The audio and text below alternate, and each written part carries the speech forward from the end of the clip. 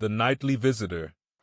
I never believed in the supernatural. At 62, I've seen enough of the world to know most mysteries have rational explanations. But what happened last summer in my cabin by Lake Oswego has shaken that belief to its core. It started innocently enough.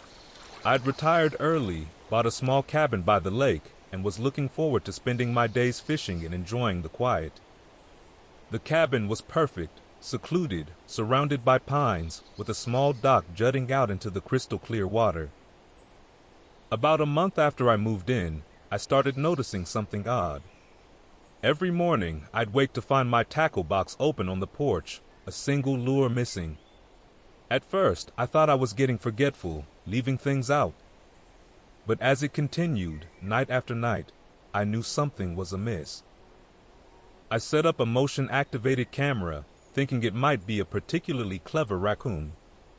But the footage showed nothing, just the tackle box opening on its own around 2 a.m. each night, a lure floating out, and the box closing again. Disturbed but determined to get to the bottom of this, I decided to stay up and watch. As the old grandfather clock in my living room struck 2, I heard the creak of the porch boards. Peering through the window, I saw my tackle box open slowly. In the pale moonlight, I could make out a shimmer in the air, like heat waves rising from hot asphalt. A lure rose from the box, suspended in midair, and then slowly made its way down to the dock. Heart pounding, I followed at a distance. As the lure reached the end of the dock, I heard a splash. There, in the water, I saw something that defies explanation. A figure, translucent and glowing faintly, was sitting at the end of my dock, fishing rod in hand.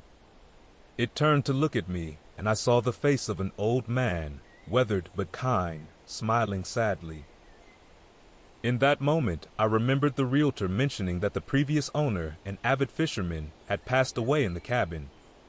As quickly as it appeared, the figure vanished, leaving only ripples on the lake's surface. Since that night, I've seen the old fisherman many times.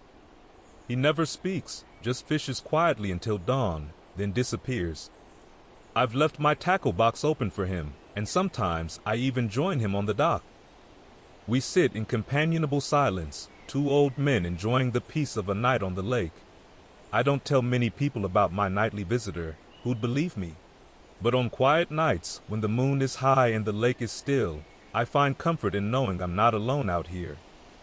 There's always room on my dock for one more fisherman, even if he's not quite of this world.